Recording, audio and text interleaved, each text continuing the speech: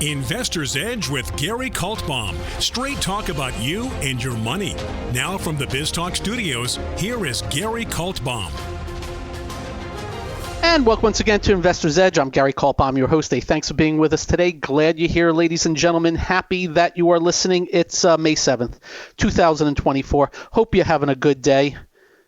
It's Tuesday. The Knicks won last night. They're playing very good ball. Jalen Brunson is an absolute fiend on the court. And I am so happy we got him from Dallas. I don't know how we did it, but we got him for a song and a dance, and this guy is all-world MVP any way you cut it. That's all I can tell you. So good night for the Knicks. Ladies and gentlemen, this is serious talk about everything that affects you. No, serious talk.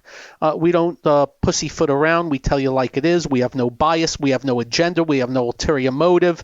Unfortunately, many years ago, we used to do markets, and then the interlopers got involved with debt deficits, massive spending, massive interference, rules, regulations, fees, fines, mandates. So they're a part of the equation when we do our stuff here, including a little bit today. And if you do not get this radio show in your city, we'll post it at GaryK.com. We'll also post it on our Twitter feed, which is now X. And if you don't follow us on Twitter, you really probably should. And you can email me, just be nice. And most everybody is. It's very rare we get nasty ones, and the reason why we don't get nasty ones is because I am respectful of everybody, as long as you're in the rule of law, as long as you're not racist, and as long as you're not an ass clown. And you can use that as a definition of whichever way you want to put it. Okay. Quiet day today, so I'm going to cover a few things first. I have told you on this show there are certain people that I follow very closely. We turn off, pretty much drown out all the noise on Wall Street. We really pay no attention to analysts. And again, no disrespect, but we have found them to be late and terrible in bear markets, like most. But there are a few select people that we always want to listen to. William O'Neill passed away. Marty Zweig passed away. These are two people who we would always follow very closely. And then you have, and this is not a political statement, George Soros, one of the greatest money managers, Warren Buffett, Stanley Druckenmiller, David Tepper, Paul Tudor Jones. There's a few others. Sam Zell, who passed away. Always listen to him in real estate. Stanley Druckenmiller was on CNBC this morning. I watched it. And I taped it, and I'm going to watch it again. And the reason is, and first off, you should go check it out. I guess you could go cnbc.com and see if it's there, but I'm pretty sure to get the whole thing, you have to subscribe. But I'm pretty sure you can get, if you go on Twitter or X, I believe it is, I'm looking. Squawk CNBC, SQUAWK. There's a bunch of different, they do like 3-5-minute things. All I can tell you, very simply, I thought it was me doing the interview. I was, wow. The man agrees with everything we've been yelling and screaming about for a very long time on this show. Well, first off, he was asked, what grade do you give Biden? He said F. And I was like, wow, he did that? He gave Biden an F. And he said, debt, deficits, spending, giveaways. No kidding. He's no fan of Trump. Do you know what he said about Trump? When Trump was president, he jawboned Jay Powell to take rates lower and print money. And he said he thinks Trump would be inflation, Biden would be stagflation going forward. But I digress. He went into other things, and it just one by one. The giveaways to college students. And he was just so right on top of it about how wrong it is and how stupid it is and how you're hurting others. He talked about the debt and deficits and the percentage and the size and how much money is going towards this, that, and the other thing. And he also mentioned Biden is buying votes. And he also mentioned Biden was classically buying votes. No blank, Sherlock. So when you have a chance, go check that out. That's number one on the hit parade. And as you know, I'm a Fox News business contributor, but every now and then, and it's not very often, but he was on that channel. Next. Article. Headline. Is your retirement safe? Social Security set to run out of money. Oh, really? I thought it was such a great thing. Experts warn benefits could be cut, will not run out entirely after the date, 2035. Remember what we've told you here about these politicians. They don't give a crap about you. They will sell you down the river if they could. No, really. They've had a chance for years, but they're too afraid of their power. I told you when George Bush won the re-election, I was invited to the White House to speak to them. Treasury Secretary Karl Rove, Office of Budget and all that, a bunch of people. And what we were asked to do is interview them on Social Security. We did that. And basically what they were trying to tell everybody is eventually it's going to run out of money because the government has not done anything about the demographics. People living longer. A week after we did it, they shut it down because they said the Democrats were putting out advertisements about Republicans hate the elderly.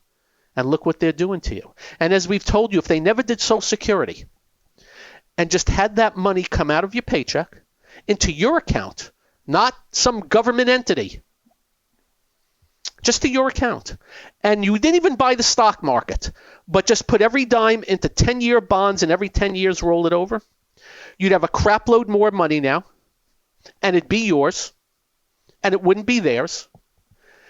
Wouldn't have to steal them. They wouldn't be able to steal the money, which they did. And there's your Social Security. 2035, 11 years from now. The greatest Ponzi scheme of all time. People getting their Social Security today from the workers of today, not your own money. What a gargantuan great scam. Next. Just want to let you know, just been doing some numbers, the price earnings multiple of the S&P 500 is currently 24.3, and some other people said 21, some said 28, it's 24.3. Just letting you know the median price earnings multiple is 18.5 since the year 1988. That's what was sent to me, and I checked it out. It's 31% above. And of course, if we have strong earnings going forward, that'll come down. If we have weak earnings, it goes up. Here's the problem with using 1988. Go backwards a little farther and it's 15. Just letting you know. That's the problem with 88, using different whatever, but it's still up in the trees. And as we've said to you in a lot of earnings reports, boy, earnings better grow going forward for a lot of these companies. Headline of the day. We're just picking and choosing here, and I thought this was pretty interesting.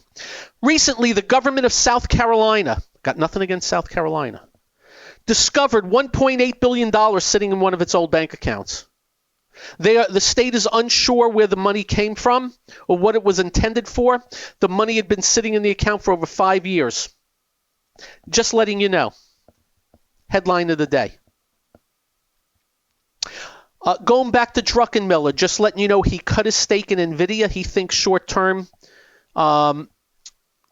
trouble, longer-term better.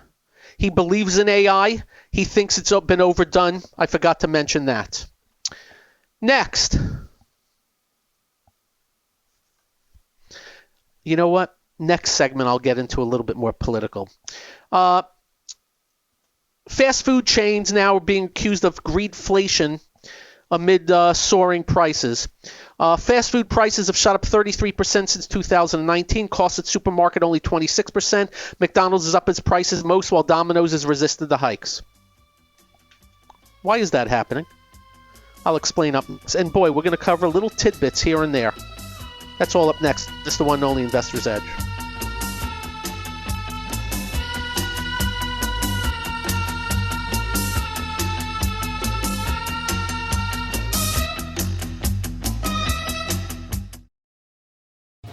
Hi, I'm Gary Kaltbaum, host of the nationally syndicated radio show Investor's Edge. We're not just handsome radio people. We manage investors' money for a living, specializing in fee-based discretionary money management.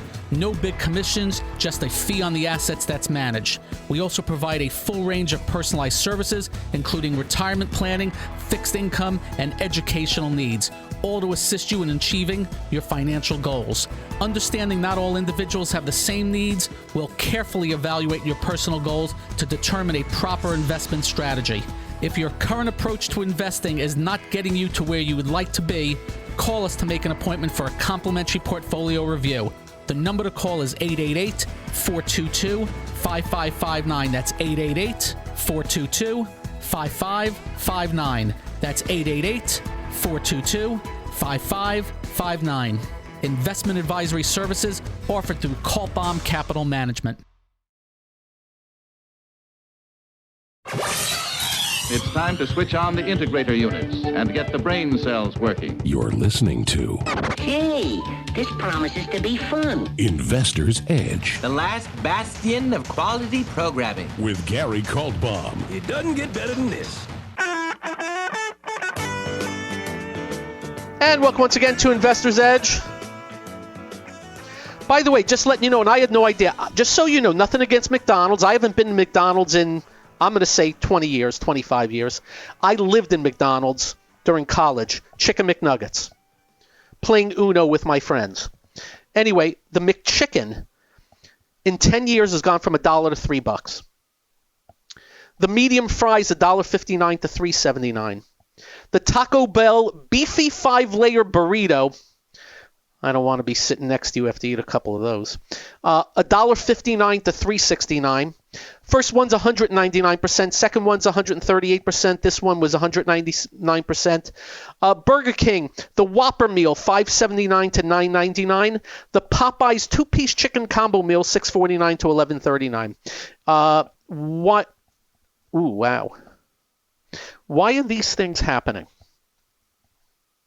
It's simple. Their costs are going up. That's all. Now, are costs going up less than they're actually charging? I don't know. The job is to be profitable, keep costs in line as best as possible, to attract as many people as possible. But just letting you know.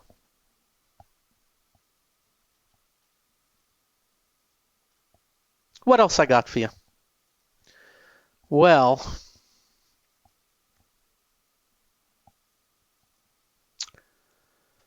you know, Jen Psaki is, I think she has her own show on MSNBC, that communist network, is now saying the president should ditch press conferences and opt for softball interviews on The View.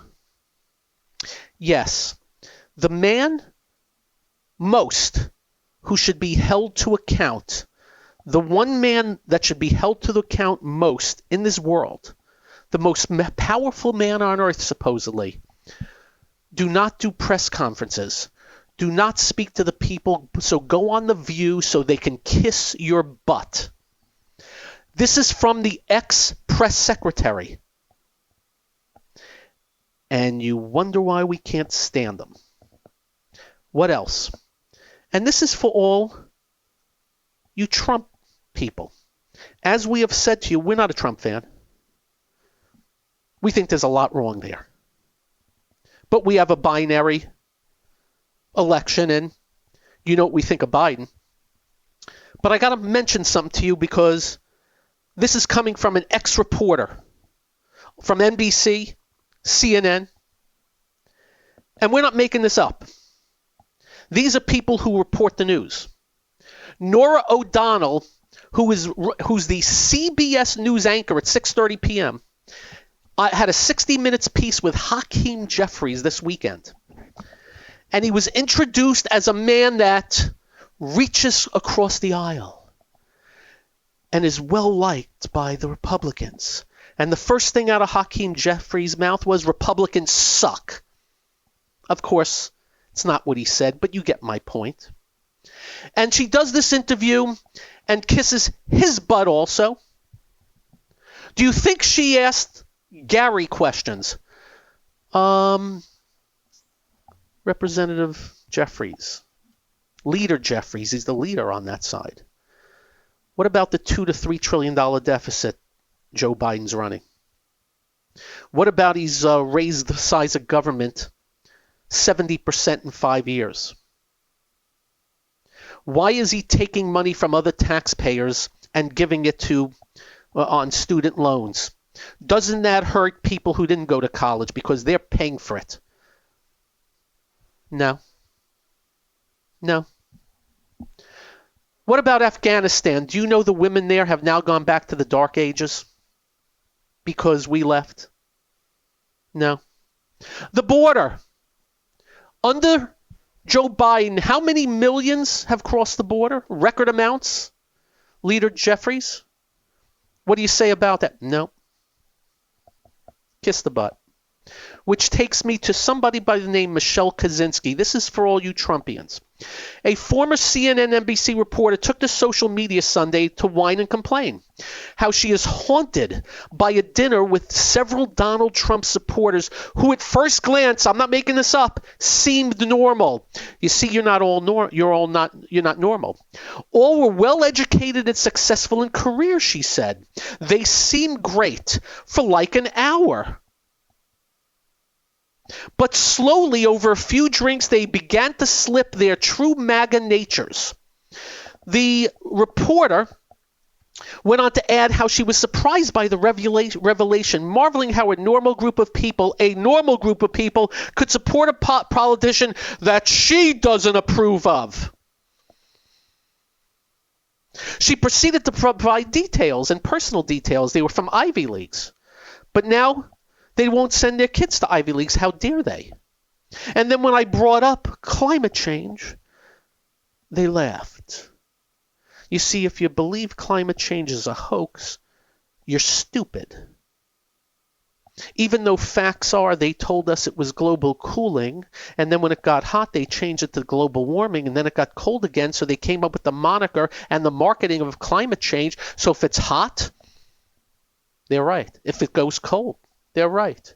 And of course, it's all about money. We have seen people become wealthy beyond their imagination with grants from our government. They're trying to do global taxes for it. It's freaking insane.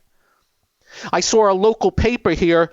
Oh, it's going to be 100 degrees in Florida, climate change. Yeah, well, it's May in Florida, and every now and then you'll get 100 degrees. Anyway, just want to let you know, this is what you're up against, those that love Trump.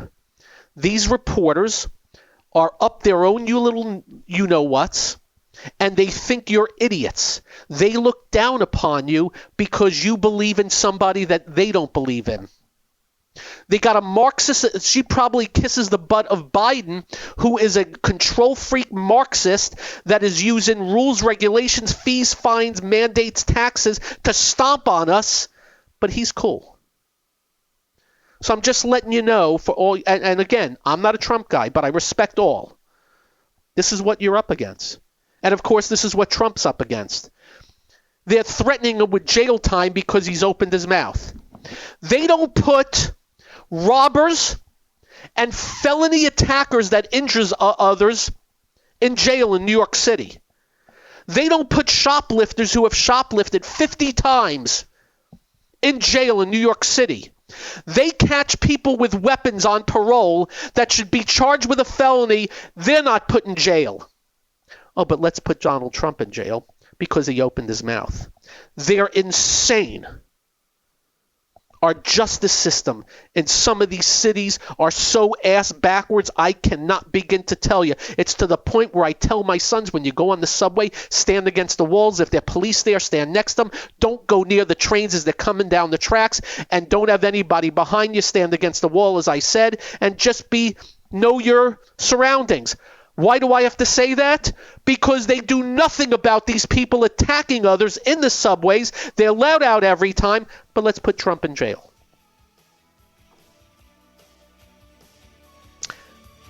We move on.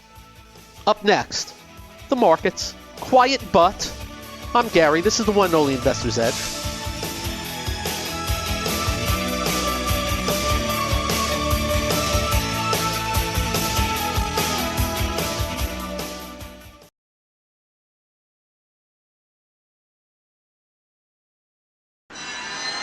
Listening to America is talking. Investor's Edge. He's got to be pleased with that. The crowd is just on its feet here.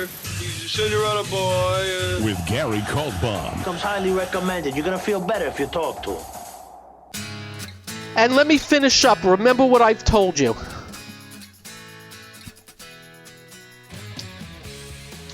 The regular media for 3 years didn't say a word about the border. And if they did, 30 seconds at the end of a show or on page 24 of a newspaper. Once they were forced to, because Biden, just so you know, Biden gave them the cue. When Biden saw the poll numbers on immigration go to number one, all of a sudden it's the Republicans' fault. And all of a sudden, the media started reporting on the border and never mentioned the name Joe Biden. Not once. They finally had to report it. Never mention his name once.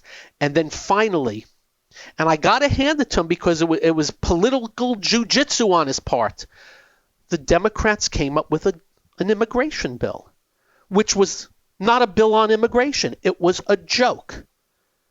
And the Republicans turned it down. So the media started reporting, you see, it's the Republicans' fault. The greatest financial con game in history is what Joe Biden is doing with our treasure right now. The greatest con game in this country is our national media and the reporting for years. And I see it and I feel it and I get it. And just the fact that I'm mentioning this reporter, that if you like Trump, you're an idiot. And I can go on and on and on for years explaining some of this. But the most important thing is they have ducked and they have blacked out him taking spending from $4.4 trillion into the mid-sevens, most of it debt, him going in front of the camera and lying to each and every one of you that he's lowered the deficits and lowered the debt and lowered spending, and he's going to lower the deficits $3 trillion over the next 10 years when he's increasing it $20 trillion. You would think a journalist that was curious would say one simple question: just what the hell are you talking about? Why are you lying to the American public? Why are you making this up? No. We're not even going to bring that stuff up. Who cares about the people that they're going to get screwed one day when the bond market implodes? Who cares? Oh, and the inflation. Oh, it wasn't Joe Biden's fault just because he was spending like insane amounts of money, which basically causes inflation. And a government entity called the central bank that spent $9 trillion. Oh, that doesn't cause inflation. It was the Putin price hike. So just letting you know, I was just texting myself some things that I was reading. And lastly, I'm going to bring this one last one up. Oy. As we tell you, unfortunately, there's a downside to Wall Street, and that is the creeps, the SPACs, the ridiculously priced IPOs, what they did in 08. They're doing another SPAC based on AI. It's going to come out soon. It's called Oklo. The OpenAI CEO is its chairman. They're going to do it as a SPAC on the NYSE in the coming days. I'll let you know. They're going to value it at $850 million when it's unveiled. I gather they have no sales. I'm not saying it's not going to be the greatest thing since the 86 Mets. But they're going to throw another SPAC at you and screw you. Just letting you know. Just like they did the other ones. And now we can go to the markets. Didn't I just do a lot? I think I covered everything I wanted to cover. I did this. I did the Social Security, didn't I, right? I did Druckenmiller. Yeah, I think I'm done. Dow was up 32 today, just quiet day, which I stop right there and say Disney was down $11. Very simply, they missed revenue numbers. I'm not going to get into the whole thing, but they missed revenue numbers. Revenue, the last 4 quarters, +4, +5, 0, and +1. And again, it's tough to grow the business. They are going to be expanding here in Central Florida. I think they actually did make money on their streaming. I think maybe for the first time. But that ain't no hill for a climber. You cannot miss revenue numbers, and Disney was down 9.5% today. Was acting well. We'll see what comes of it. S&P up 7, NASDAQ down 17. My goodness, the NASDAQ was down. NASDAQ 100 down 2. Transport's bouncing a little bit, up 53. Advanced decline's not bad on the New York. On the NASDAQ, let's call it a little bit to the downside. A few things of note. I'm just going to go through things. China got extended, starting a little pullback. Nothing terrible. We're watching it on the pullback for entry. That would be number one. The 10-year yield had another good morning today, but little warning shot. Finished near the high of the day. As yields came down over the last few days because of Powell, the markets rallied up. If there's anything I'm worried about, this little rally up, and it is something to worry about, by the way. The volume has been an absolute joke on the indices. Today, actually, the S&P had a little extra volume today, but really was flat. And the NASDAQ at extra volume was actually down today. The semiconductors were down 35 today. Very sawtooth-like action in the semis. NVIDIA was down 18. Apple again mentions something to the effect of, I don't know, AI chips and that, and could affect NVIDIA. So NVIDIA was a little bit on the weak side. I don't think a big deal. There was a lot of jello moving on the plate in earnings. I don't really make fun of it, but Palantir, who I say is one of the most touted stocks that never goes anywhere, even though it's up off the lows of the last year, off the bear market lows, it's trading where the high in 21 was 45. It's 21. That was down 15% today on their numbers. And there was just a bunch of blow-ups today. Datadog that everybody talks about was down big. Ferrari, I haven't looked into the numbers yet, but something was up, down $26 today. Big breakdown on that. But then on the upside, you had some really good moves. Crocs was up 8, though. I think it was up 14 at one time. Coke, not that Coke, but Coca-Cola. The producer was up $151 today to $1,009. So again, a lot of jello moving on the plate, but overall just a quiet day, and there's nothing wrong with quiet. Costco was up $15 today on no volume, no news, just moved up, and just not much. Again, there were movers here and there. We mentioned too about both Meta, Facebook, and Netflix that both gapped down but got defended. We mentioned that yesterday. Netflix up another 8, Meta up 3, but now they're going to face a ton of resistance as we move up at this point in time. We'll see what happens. But for me, I got to mention crypto. Still topped, just letting you know. And in fact, tracing out what I call IC. IC. Tracing out potential, remember we use the word potential bearish on the crypto. You know, the Bitcoin that's going to 3.8 million according to Cathie Wood. Tesla, which we kind of doubted on the move, down $7 today. Remember it moved up, they robo-taxis. And what did we say to you that day? You're moving the stock up on robo-taxis in China? Really? And since then, the stock's gone from 198 to 177. Sometimes you just got to be logical. And I'm not saying we're not going to have robo-taxis one day, but I ain't getting in them. I was told by somebody in Phoenix, there's a bunch of Waymos out there, I guess. Not a bunch, but I guess there are some. Or maybe a bunch. I ain't ever getting in them. And if I see one coming down the road, I'm getting the hell out of the way. I'm sorry. You ever see that movie with Arnold Schwarzenegger? I forgot the newbie with the Johnny Cabs. What was that movie?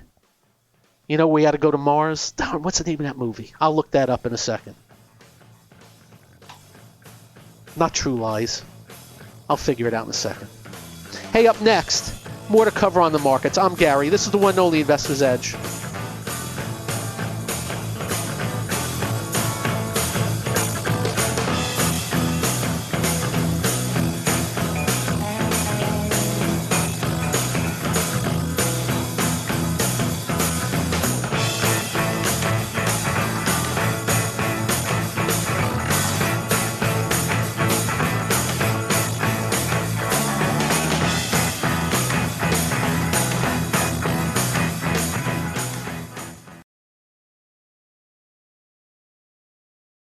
You're listening to... What are we waiting for? Well, what are you waiting for? 1, 2, ready, go. Action! Investor's Edge with Gary Kaltbaum.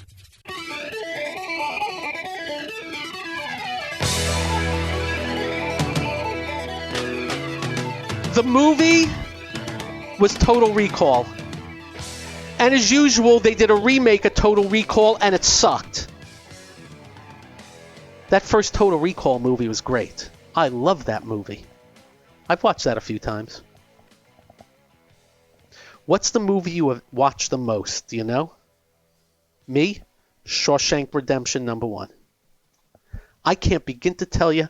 I think there's a tie. Shawshank Redemption and Raiders of the Lost Ark. Without a doubt, those are the two that I think I can't even begin to tell you how many times I've watched it. Godfather would probably be number 3. I love Raiders of the Lost Ark. And the one with Sean Connery was good too. The others were good, but those two stood out. Raiders of the Lost Ark, I think, was just great movie. Great theater. Great entertainment. Yeah, that's about right. I see Shawshank Redemption on, I just turn it on. And it wasn't a big hit. Just letting you know. It was not a big hit. Okay. A few things of note as we have rallied up a little bit. And this is important.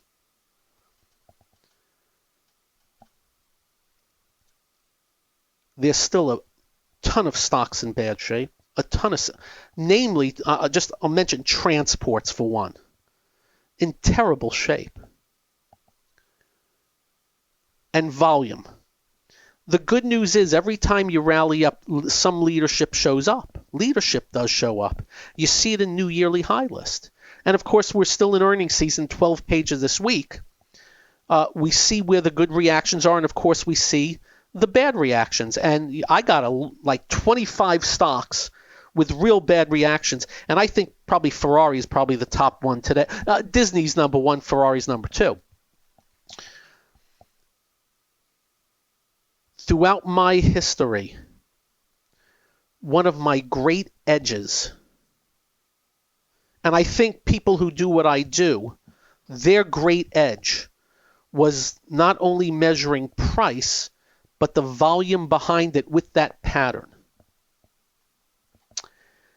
And we're going to find out, and there's nothing baked in the cake, there's nothing 100%, but the volume has been not much. And today, on a little heavier volume, could be considered a little bit of a churning day. What's churning? You rally up for 3 days. They were trying to rally it a little bit today and just start the treadmill, going no place fast. Like what was that cartoon, The Jetsons, when he was running on that thing? Meet George Jetson, Jane, his wife. What's his dog? Elroy. Boy, I remember that. Boy, I'm in trouble. Anyway, we'll see. I'm agnostic right now. We're looking for the best, and we'll see what comes of it. And, of course, next, the semis. The semis just went from 4,500 to 4,800 in 3 days. But that was after dropping from 4,800 to 4,500 in 2 days. Today was down 35, which is an absolute no biggie. I have yet to do my scans today. Need to see what comes up. And, of course, NVIDIA sticks out always like a sore thumb. It was down today, but I'm going to call that a no biggie too as of this second. And as long as it trades above the 50-day moving average, opportunity. If it gets back below, ick. So just stay in gear. It's a little tricky time now. I think it's probably what I would call I don't know if a great investing environment this second. You know how in January, boom, NVIDIA, boom, Meta, Microsoft pulled out, few others. Not sure we're there yet in certain circumstances. China looks ripe still, little pullback today, which is fine and dandy. And there is a select amount of stuff out there. We'll see. And then I have to mention again, all the talk continues to be what the Fed's going to do next. And they had this Yutz out today, another central banker. By the way, the biggest dove on earth. What's a dove?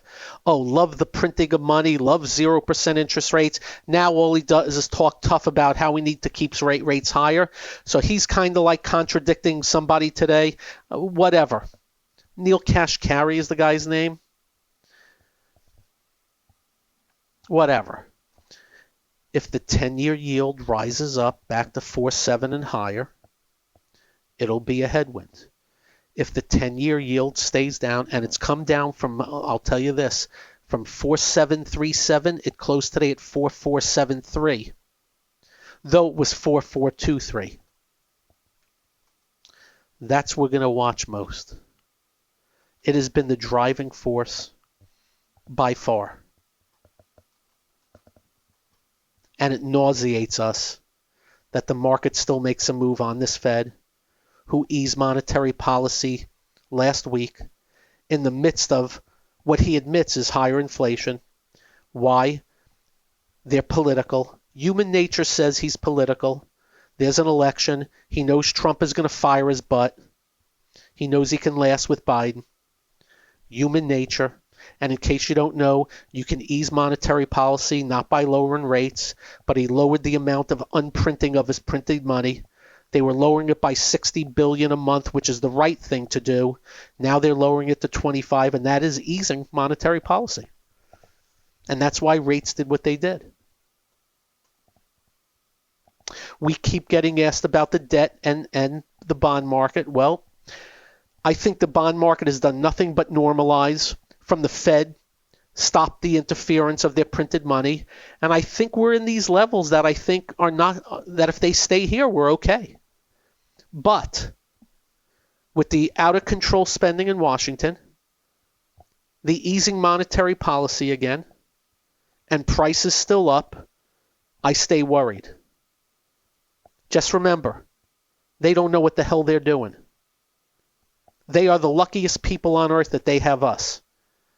Yet they disrespect us. We're just marks. And all they do is market themselves during vote season. I wish we'd all recognize that. Hey, tomorrow, I'm not sure TV, but we'll be here same time. You have a great evening. Drive carefully. When you get home, do like we do. Quite simple. Make sure you hug your family. Make sure you hug your children. They will feel better. You will feel better. I promise. Always a pleasure you're listening. Hope we are helping. Stay well. Bye-bye. This has been Investor's Edge with Gary Kaltbaum on BizTalk. To listen to past episodes or to get in contact with Gary, go to GaryK.com. That's GaryK.com.